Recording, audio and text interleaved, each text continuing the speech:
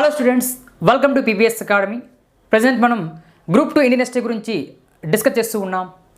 ఆల్రెడీగా previous history క్లాస్లో మనం ఈ గ్రూప్ 2 పేపర్ 1లో మోడర్న్ ఇండియన్ హిస్టరీ ఆధునిక భారతదేశ చరిత్ర సిలబస్ గురించి డిస్కస్ చేస్తాం. సుమారుగా ఒక 3 వీడియోస్లో మనకి ఈ గ్రూప్ 2 పేపర్ 1లో మోడర్న్ ఇండియన్ హిస్టరీ ఆధునిక భారతదేశ చరిత్రలో యూనిట్ నెంబర్ 1 ఫస్ట్ యూనిట్ ఏంటి అంటే యూరోపియన్ల రాక అని చెప్పేసి ఉంటాం. దీన్నే ఇంగ్లీష్లో అడ్వెంట్ ఆఫ్ యూరోపియన్స్ అని చెప్పేసి ఉంటాం. చూద్దాం, మనకి ఈ గ్రూప్ 2 పేపర్ 1లో మోడర్న్ ఇండియన్ హిస్టరీ ఆధునిక భారతదేశ చరిత్రలో ఫస్ట్ యూనిట్ ఏంటి అంటే యూరోపియన్ల రాక అని చెప్పేసి ఉంటాం. దీన్నే ఇంగ్లీష్లో అడ్వెంట్ ఆఫ్ యూరోపియన్స్ అని చెప్పేసి ఉన్నాం. అంటే ఏంటి? ఆధునిక భారతదేశ చరిత్ర యూరోపియన్ల రాక నుంచి ప్రారంభమవుతుంది అని చెప్పేసి అంటాం. అయితే యూరోపియన్స్ భారతదేశానికి రావటం, మన భారతదేశంతో వర్తకం చేయటం ఇది కొత్త ఏమీ కాదు. ప్రాచీన కాలంలో యాన్సెంట్ పీరియడ్లో క్రీస్తు పూర్వం 2వ శతాబ్దంలో కూడా యూరోపియన్స్, ప్రత్యేకంగా రోమన్స్ మన భారతదేశంలో దక్షిణ భారతదేశంతో వర్తక వాణిజ్యాలు చేసే సందర్భాలు కూడా ఉన్నాయి. అయితే మన భారతదేశంలో సమూలమైన మార్పులు ఎప్పుడు వచ్చాయంటే ఆధునిక యుగంలో యూరోపియన్స్ భారతదేశానికి వచ్చిన నాటి నుంచి ప్రారంభమయ్యాయి. కాబట్టి ఆధునిక భారతదేశ చరిత్ర అనేది యూరోపియన్ల రాకతో ప్రారంభమవుతుంది అని చెప్పేసి అంటాం. అంటే దానివల్ల వచ్చే మార్పుల వల్ల అని అర్థం. అంతేగాని యూరోపియన్స్ భారతదేశానికి రావడం, మన భారతదేశంతో వర్తకం చేయడం ఇది కొత్త ఏమీ కాదు. అంటే ప్రాచీన కాలం నుంచే మన భారతదేశంతో యూరోపియన్ దేశాల వరకు వర్తక సంబంధాలు ఉండేవని చెప్పేసి అంటాం. ప్రాచీన కాలం నుంచే మన భారతదేశంతో యూరోపియన్స్కి వర్తక వాణిజ్య సంబంధాలు ఉండేవని చెప్పేసి అంటాం. అంటే ఇక్కడ ఫస్ట్ లైన్ మనకి ఏంటి అంటే ప్రాచీన కాలం నుంచి ఈ యూరోపియన్స్కి భారతదేశంతో వర్తక సంబంధాలు ఉండేవని చెప్పేసి అంటాం. Since ancient.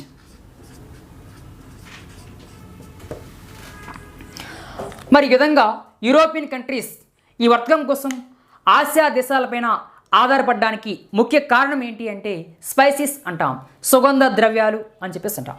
స్పైసీస్. యూరోపియన్ దేశాలు మన ఆసియా దేశాలపైన వర్తకం కోసం ఆధారపడడానికి ముఖ్య కారణం ఏంటి అంటే సుగంధ ద్రవ్యాల కోసం అని చెప్పేసి అంటాం. స్పైసీస్. ఇలా ఈ యూరోపియన్స్ మన భారతదేశంతో ప్రధానంగా సుగంధ ద్రవ్యాలు అలాగే సిల్క్ కొరకు వర్తకం చేసేవారని చెప్పేసి అంటాం. సో యూరోపియన్స్ ప్రధానంగా మన భారతదేశంతో సుగంధ ద్రవ్యాలు అలాగే సిల్క్ కోసం వర్తకం చేసేవాళ్ళు. స్పైసీస్ అండ్ సిల్క్ అని చెప్పేసి అంటాం. Silk India.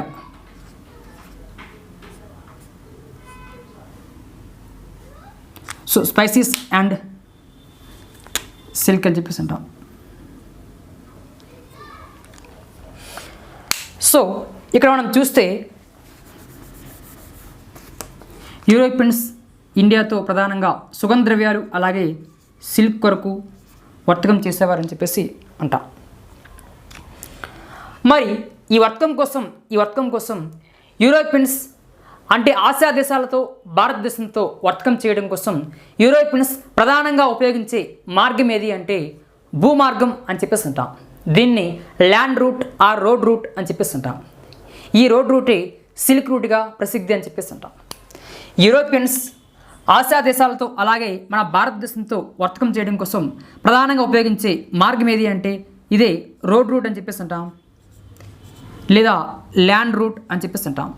Land route. దీన్నే ఇదే సిల్క్ రూట్గా కూడా పిలుస్తూ ఉంటారని చెప్పేసి అంటాం. మరి ఈ రోడ్ రూట్ అనేది ఎక్కడి నుంచి ఉండేది అంటే యూరప్లోని కాన్స్టాంటినోపుల్ నుంచి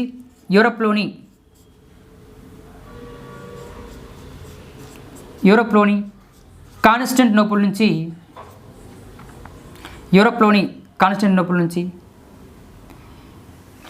మిడిల్ ఏషియా మీదుగా మధ్య ఆసియా మీదుగా ఇండియా అని చెప్పేసి అంటాం. ఇండియా. ఇట్లా ఇక్కడ ఈ కాన్స్టాంటినోపుల్, ఇక్కడ మనకి ఈ కాన్స్టాంటినోపుల్ ప్రజెంట్ దీన్నే ఎట్ ప్రజెంట్ డే ఈ కాన్స్టాంటినోపుల్ని ఇస్తాంబుల్ అంటూ ఉన్నాం. ఇది టర్కీలో ఉంది. ఇట్లా యూరోపియన్స్ ప్రధానంగా ఆసియా దేశాలతో భారతదేశంతో వర్తకం చేయడం కోసం ప్రధానంగా ఉపయోగించే మార్గం ఏదంటే భూమార్గం అంటాం. దీన్నే ల్యాండ్ రూట్ లేదా రోడ్ రూట్ అని చెప్పేసి అంటాం. ఇదే సిల్క్ రూట్గా ప్రసిద్ధి అని చెప్పేసి అంటాం. ఈ రోడ్ రూట్ ఎక్కడి నుంచి ఉండేది అంటే యూరోప్లోని కాన్స్టాంటినోపుల్ నుంచి మిడిల్ ఏషియా మీదుగా భారత్ అని చెప్పేసి అంటాం. ఈ కాన్స్టాంటినోపుల్ అట్ ప్రెజెంట్ డే దీన్ని ఏమంటూ ఉన్నాం, ఇస్తాంబుల్ అని చెప్పేసి అంటూ ఉన్నాం. అంటే ఇస్తాంబుల్ ఇన్ టర్కీ అని చెప్పేసి అంటాం. టర్కీ మరి ప్రధానంగా సముద్ర మార్గం ద్వారా ప్రథమంగా వ్యాపారం చేపట్టింది ఎవరు అంటే అరబ్బులు అని చెప్పేసి అంటాం. అరబ్స్ సముద్ర మార్గం ద్వారా ప్రథమంగా మొదటిగా వ్యాపారం చేపట్టింది అరబ్స్ అని చెప్పేసి అంటాం. అరబ్స్ మరి ఈ అరబ్స్ వర్తకానికి ప్రధాన వర్తక కేంద్రం ట్రేడ్ సెంటర్ ఏది అంటే ఈ కాన్స్టాంటినోపుల్ అని చెప్పేసి అంటాం. అరబ్బుల వర్తకానికి ప్రధానంగా ఈ ట్రేడ్ సెంటర్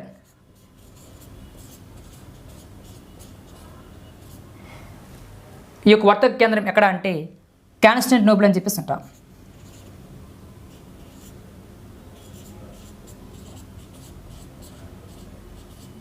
కాన్స్టాంటినోపుల్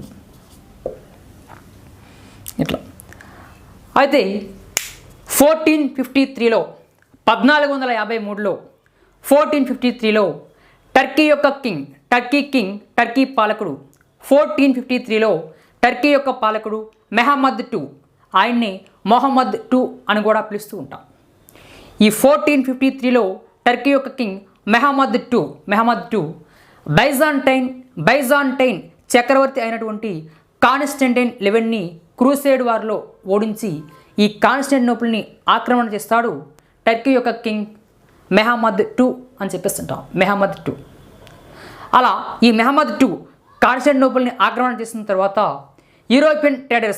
యూరోపియన్స్ వర్తకులు ఎవరు కూడా భారతదేశంతో కానీ లేదా తూర్పు దేశాలతో వర్తకం చేయకూడదు అని చెప్పేసి ఆంక్షలు రెస్ట్రిక్షన్స్ విధిస్తాడు ఈ యొక్క టర్కీ కింగ్ మెహమ్మద్ II అని చెప్పేసి అంటాం. సో నెక్స్ట్ వన్ మనకి 1453 ఇక్కడ టర్కీ కింగ్ 1453లో టర్కీ కింగ్ మెహమ్మద్ II అని చెప్పేసి అన్నాం. మెహమ్మద్ II ఈయన్ని మొహమ్మద్ II అని కూడా పిలుస్తూ ఉంటాం. ఈయన దేని కింగు అంటే టర్కీ యొక్క కింగ్ అని చెప్పేసి అంటాం. ఈ మెహమ్మద్ II బైజాంటైన్ కింగ్ అయినటువంటి కాన్స్టాంటైన్ XIని ఓడిస్తాడు. బైజాంటైన్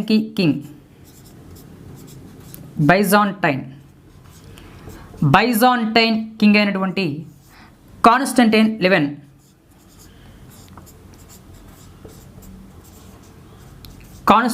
XIని ఓడిస్తాడు ఈ యొక్క మెహమ్మద్ II. ఏ వార్లో అంటే క్రూసేడ్ వార్లో అని చెప్పేసి అంటాం. Crusade war. ఇలా మెహమ్మద్ II క్రూసేడ్ వార్లో బైజాంటైన్ కింగ్ అయినటువంటి కాన్స్టాంటైన్ XIని ఓడించి ఈ క్రూసేడ్ వార్లో కాన్స్టాంటినోపుల్ని ఆక్రమణ చేస్తాడని చెప్పేసి అంటాం. కాన్స్టాంటినోపుల్ని ఆక్యుపై చేస్తాడు.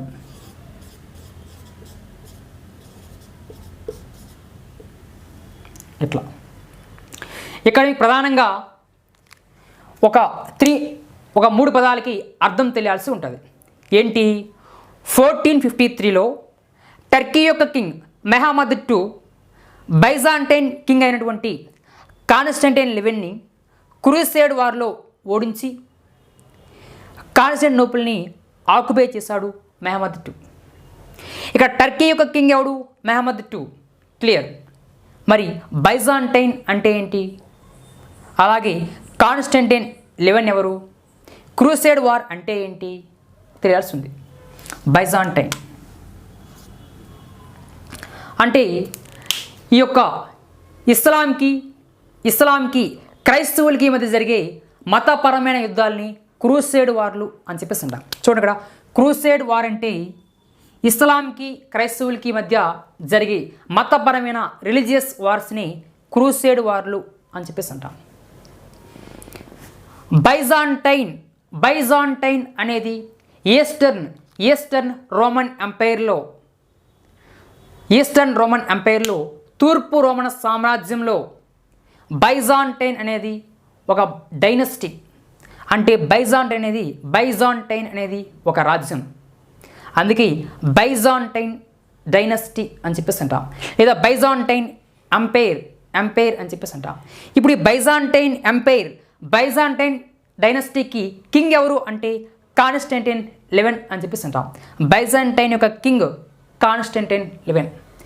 మరి ఈ బైజాంటైన్ యొక్క క్యాపిటల్ సిటీ ఏది అంటే కాన్స్టాంటినోపుల్ అని చెప్పేసి అంటాం. చూడండి, ఇక్కడ బైజాంటైన్ డైనస్టీ యొక్క కింగ్ ఎవరు ఆ టైంలో అంటే కాన్స్టాంటైన్ 11. ఈ బైజాంటైన్ క్యాపిటల్ సిటీ ఏదంటే కాన్స్టాంటినోపుల్ అని చెప్పేస్తున్నాం. అలా బైజాంటైన్ చక్రవర్తి కింగ్ అయినటువంటి కాన్స్టాంటైన్ 11ని క్రూసేడ్ వార్లో ఓడించి కాన్స్టాంటినోపుల్ని ఆక్రమణ చేస్తాడు మెహమ్మద్ II. ఎప్పుడైతే మెహమ్మద్ II ఈ కాన్స్టాంటినోపుల్ని ఆక్రమణ చేస్తాడో యూరోపియన్ వర్తకులు ఎవరు కూడా భారతదేశంతో కానీ తూర్పు దేశాలతో కానీ ఇతర దేశాలతో వర్తకం చేయకూడదు అని చెప్పేసి ఆంక్షలు విధిస్తాడు ఈ యొక్క టర్కీ కింగ్ మెహమ్మద్ II. అప్పుడు యూరోపియన్స్ అనుకుంటారు భారతదేశంతో నేరుగా సముద్ర మార్గాన్ని కనుక్కోవాలని చెప్పేసి నిర్ణయించుకుంటారు యూరోపియన్స్.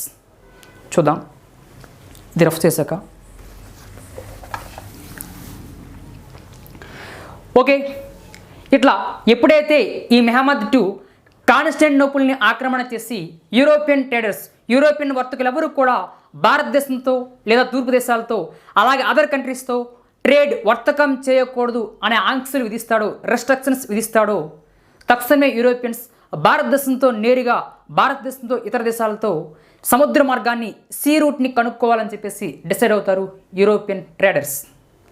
అలా మొత్తం యూరోపియన్ కాంటినెంట్లో ఎంటైర్ యూరోప్లో మొట్టమొదటిసారిగా జియోగ్రఫికల్ డిస్కవరీస్ భౌగోళిక అన్వేషణ అలాగే వాయేజ్ డిస్కవరీస్ సముద్రయాన అన్వేషణని ప్రవేశపెట్టిన మొట్టమొదటి దేశం ఏదంటే స్పెయిన్, పోర్చుగల్ అని చెప్పేసి అంటాం. భారతదేశంతో ఇతర దేశాలతో సముద్ర మార్గాన్ని కనుక్కోవడం కోసం జియోగ్రఫికల్ డిస్కవరీస్ భౌగోళిక అన్వేషణని అలాగే వాయేజ్ డిస్కవరీస్ సముద్రయాన అన్వేషణ నందు ప్రవేశించిన మొట్టమొదటి దేశం ఏదంటే పోర్చుగల్ అని చెప్పేసి అంటాం. పోర్చుగల్ జియోగ్రఫికల్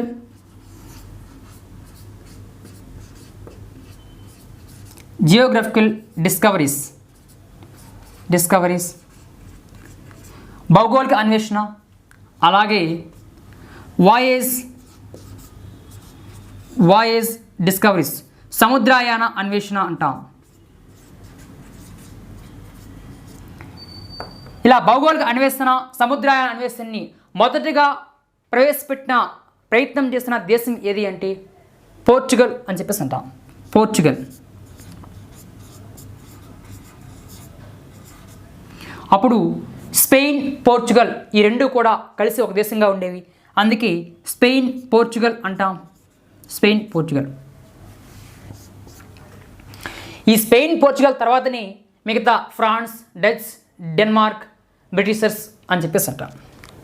అలా మొదటిగా భౌగోళిక అన్వేషణ నందు ప్రవేశించిన మొట్టమొదటి దేశం పోర్చుగల్. దేనికోసం? To find out a sea route either with India and other countries అని చెప్పేసి అంటాం. ఇలాగా ఈ స్పెయిన్ పోర్చుగల్కి కింగ్ ఎవరు అంటే కింగ్ జాన్ అని చెప్పేసి అంటాం. కింగ్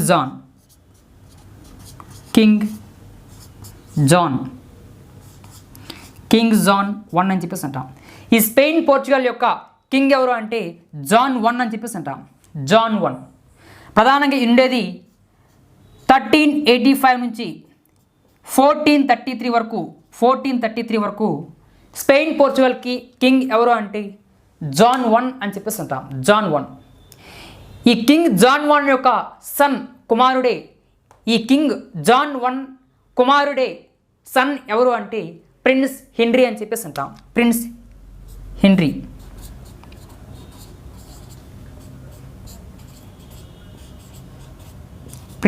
అని చెప్పేసి అంటాం. ఈయన ఎవరైనా ఈ యొక్క కింగ్ జాన్ యొక్క సన్ అంటే సన్ ఆఫ్ కింగ్ జాన్ అని చెప్పేసి అంటాం. Son of King John. ఇట్లా ఇప్పుడు ఈ ప్రిన్స్ హెన్రీకి నౌకాయానం అన్న నౌకాయాన విన్యాసాల పట్ల అమితమైన ఆసక్తి, ఇంట్రెస్ట్ ఉంటుంది ఈ ప్రిన్స్ హెన్రీకి.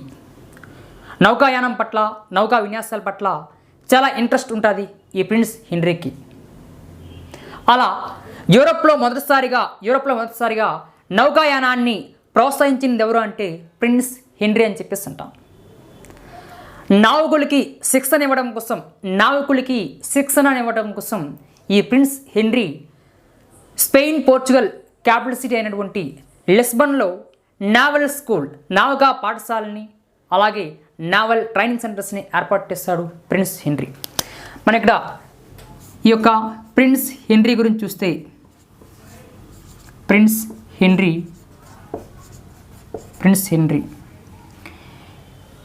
ఈ ప్రిన్స్ హెన్రీ యొక్క ఇంపార్టెన్స్ ఏంటి అంటే, ఈ ప్రిన్స్ హెన్రీకి నౌకాయాన విన్యాసాల పట్ల అమితమైన ఆసక్తి ఉండేదని చెప్పేసి అంటాం. యూరోప్లో మొదటిగా నౌకాయానాన్ని ప్రోత్సహించింది ప్రిన్స్ హెన్రీ అని చెప్పేసి అంటాం. ప్రధానంగా ఈ నావికులకి శిక్షణ ఇవ్వడం కోసం నావల్ స్కూల్స్ని ఏర్పాటు చేస్తాడు ఈ పోర్చుగల్ క్యాపిటల్ సిటీ లిస్బన్లో. ఈ యొక్క పోర్చుగల్ క్యాపిటల్ సిటీ లిస్బన్లో ఏం ఏర్పాటు చేస్తాడంటే ఈయన నేవీ స్కూల్స్, లేదా దీన్ని ఏమంటాం నావల్ ట్రైనింగ్ సెంటర్స్ అంటాం. ఇట్లా నావికులకి శిక్షణ ఇవ్వడం కోసం నేవీ స్కూల్స్ లేదా నావల్ ట్రైనింగ్ సెంటర్స్ని ఏర్పాటు చేస్తాడు ప్రిన్స్ హెన్రీ.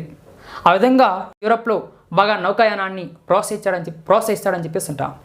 ఈ ప్రిన్స్ హెన్రీ ఏర్పాటు చేసినటువంటి ఈ నావల్ స్కూల్లో, నావల్ ట్రైనింగ్ సెంటర్స్లో ట్రైనింగ్ తీసుకున్న వాళ్ళే బార్తలోమియో డయాస్, క్రిస్టఫర్ కొలంబస్ అని చెప్పేసి అంటాం. ఈ క్రిస్టఫర్ కొలంబస్ అలాగే బార్తలోమియో డయాస్ ఈ ప్రిన్స్ హెన్రీ ఏర్పాటు చేస్తున్న ఈ నావీ ట్రైనింగ్ సెంటర్స్లోనే వాళ్ళు ట్రైనింగ్ తీసుకున్నారని చెప్పేసి అంటాం. అలాగే ఈ ప్రిన్స్ హెన్రీ తన తండ్రితో చెప్తాడు, ఎవరు, కింగ్ జాన్ వన్తో, డాడీ మన స్పెయిన్ పోర్చుగల్ అండర్లో ఉన్న ఐబేరియన్ ద్వీపాల నుంచి, ఐబేరియన్ పెనున్సులా నుంచి ఈ యొక్క జిబ్రల్టార్ కెనాల్ మీదుగా, స్ట్రెయిట్ ఆఫ్ జిబ్రల్టార్ కెనాల్ మీదుగా నార్త్ ఆఫ్రికాలో ఉన్న ముస్లిం వాడరేవు పోర్ట్ అయినటువంటి సియోటాని ఆక్రమించండి అని చెప్పేసి అంటాడు ఈ ప్రిన్స్ హెన్రీ వాళ్ళ నాన్నగారు అయినటువంటి జాన్ వన్తో. అలా ప్రిన్స్ హెన్రీ ఈ యొక్క ఆఫ్రికా పట్ల చాలా ఆకర్షితుడవుతాడని చెప్పేసి అంటాం. తర్వాత కాలంలో ఈ ప్రిన్స్ హెన్రీ ఒక కొత్త కారేవెల్ అనే నౌకను తీసుకొని, స్పెయిన్, పోర్చుగల్ నుంచి బయలుదేరి ఆ జిబ్రల్టార్ కెనాల్ దాటి, స్ట్రెయిట్ ఆఫ్ జిబ్రల్టార్ కెనాల్ క్రాస్ చేసి ఈ నార్త్ ఆఫ్రికాలో ఉన్న మొరాకో చేరుకొని తిరిగి మళ్ళీ సురక్షితంగా స్పెయిన్కి వెళ్ళిపోతాడు ప్రిన్స్ హెన్రీ. ఇక్కడ ప్రిన్స్ హెన్రీ ఏంటి అంటే, సో స్పెయిన్, పోర్చుగల్ నుంచి బయలుదేరి ఆఫ్రికాలోని మొరాకో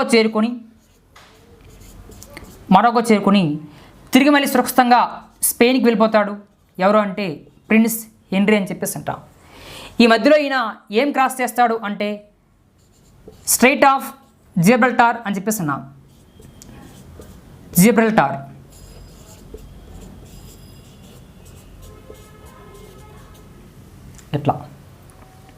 ఇలా ఈ ప్రిన్స్ హెన్రీ తన కొత్త కారేవల్ అనే ఒక ఓడ ద్వారా, షిప్ ద్వారా తన ప్రయాణాన్ని మొదలుపెట్టి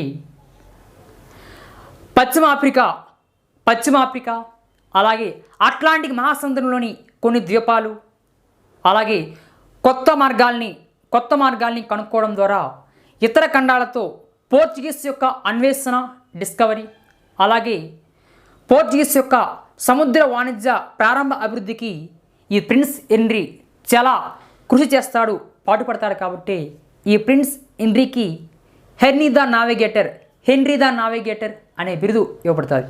ప్రిన్స్ హెన్రీకి బిరుదు ఏంటంటే henry the navigator. Henry the navigator అని చెప్పేసి అంటాం. ప్రిన్స్ హెన్రీకి బిరుదు ఏంటి అంటే హెన్రీ ద నావిగేటర్ అనే బిరుదు ఇవ్వబడుతుంది. ఇది అలా యూరోప్లో మొట్టమొదటిసారిగా వాయేజ్ డిస్కవరీస్ సముద్రయాన అన్వేషణని భౌగోళిక అన్వేషణని ప్రధానంగా ప్రారంభించింది ఎవరు అంటే ప్రిన్స్ హెన్రీ అని చెప్పేసి అంటాం. Prince henry. ఇలా ఈ ప్రిన్స్ హెన్రీ తర్వాత భారతదేశంతో అలాగే ఇతర దేశాలతో సముద్ర మార్గాన్ని కనుక్కోవడం కోసం బయలుదేరిన ఆ సెకండ్ ఫేమస్ పర్సనాలిటీ ఎవరు అంటే బార్తొలోమియో డయాస్ అని చెప్పేసి అంటాం. బార్తొలోమియో డయాస్.